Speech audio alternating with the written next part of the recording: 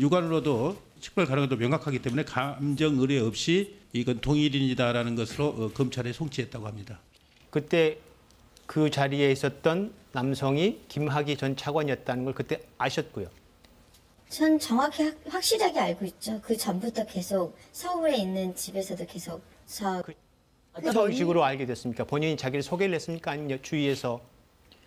윤모 씨가 저하고 접촉을 시켰고요. 예. 그 뒤로 처음 접촉 후에 계속 저는 서울 모처에서 윤 씨가 이미 김학의 전 차관이라고 본인에게 알려줬다 그런 말씀이시죠? 자, 김학의 전 차관의 부인도 연락을 해와서 만났다는 겁니다. 김 전 차관의 와이프가 연락을 했다는 네, 말씀이신가요? 저하고 연락을 해서 만났습니다.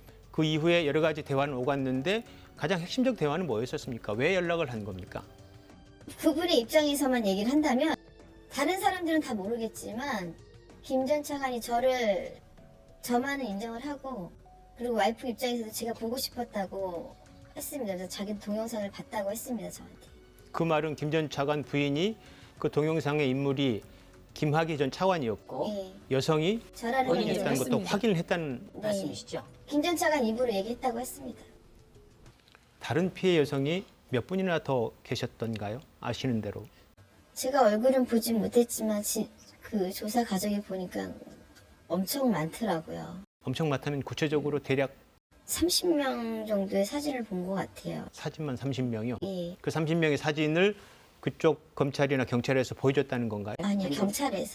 지금 이 사건도 장자연 씨 사건처럼 과거에 억울한 권력에 의한 피해 사건임에도 불구하고 진실이 밝혀지지 않아서 시민적 분노가 굉장히 큰 사건입니다. 이해를 돕기 위해서 굉장히 많이 봤다, 자주 봤다, 30여 명이다. 그런데 이런 비슷한 자리가 여러 번 있었다는 말씀이신가요? 혹시 네. 설명해 주실 수 있다면. 굉장히 난잡하고 말하기 힘든 사회적으로 정말 파장이 큰 내용들이 너무 많습니다.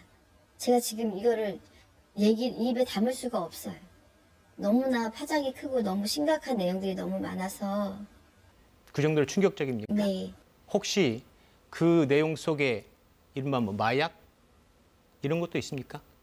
저는 별장 윤모 씨가 저한테 그걸 구해와 달라고 한 적은 있습니다. 구해와 달라고. 예, 전 그런 걸 본 적도 없는데 저한테 그런 걸 어디서 구할 데는 없냐고 저한테 물어본 적은 있어요. 그리고 검찰도 저한테 물어보더라고요. 마약과 체험제의 차이점을 아냐고.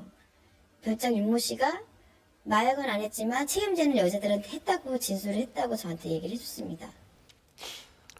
이 여성은 또 여기 나오지 않았지만 뭔가 술에 탄 것 같다, 정신을 잃었다 이런 증언도 하고 있고요.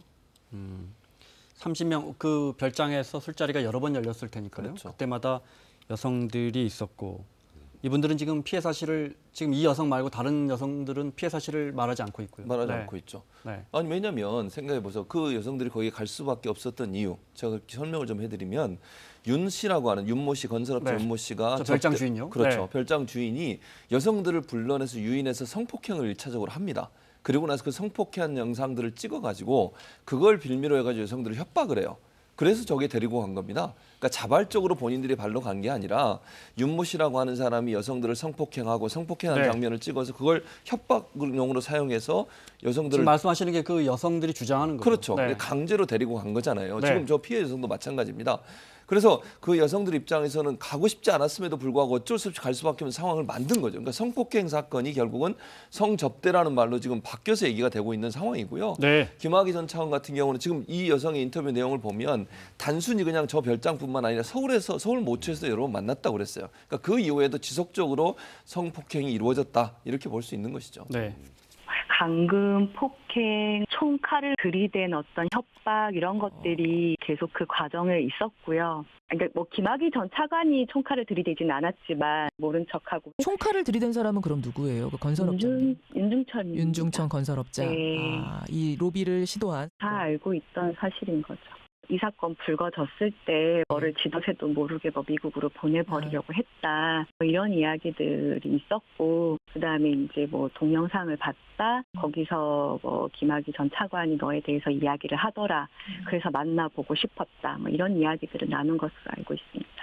김학의 와이프는 저를 찾아와서 정신병자 취급하고 가고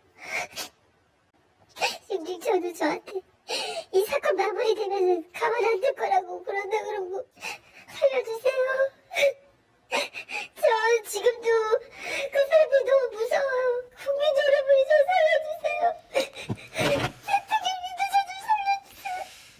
어제 저희 KBS에 이 단독 보도가 나가고 김 전 차관의 부인이 직접 전화해 와서 피해 여성의 주장이 사실과 다르다.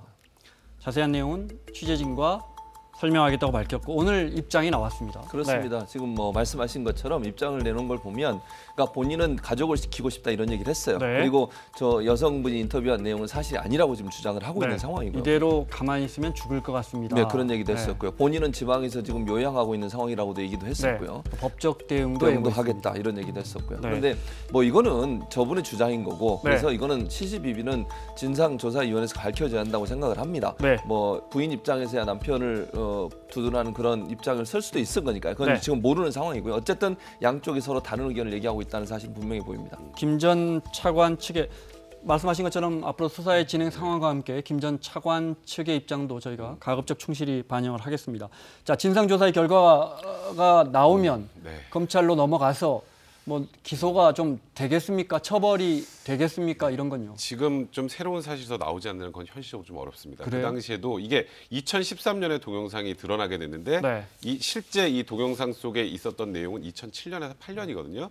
그 당시에도 뇌물 부분은 그래서 공소시효가 완료돼서 기소견을 못 보냈어요, 경찰이. 네. 그래서 특수강간 혐의로만 기소견을 보냈던 건데 특수강간 같은 경우에 이제 공소시효가 10년이거든요. 그래서 네. 사실 오늘 안 나오면 왜 강제수사 안 하느냐 사람들 대부분 얘기하지만 이 공소시효 문제가 지금 남아있기 때문에 네. 현실적으로 지금 이게 이 당시에 어떤 문제가 있었고 수사가 뭐가 잘못됐는지를 밝히는 게 지금 진상조사단의 지금 일이기 때문에요. 네.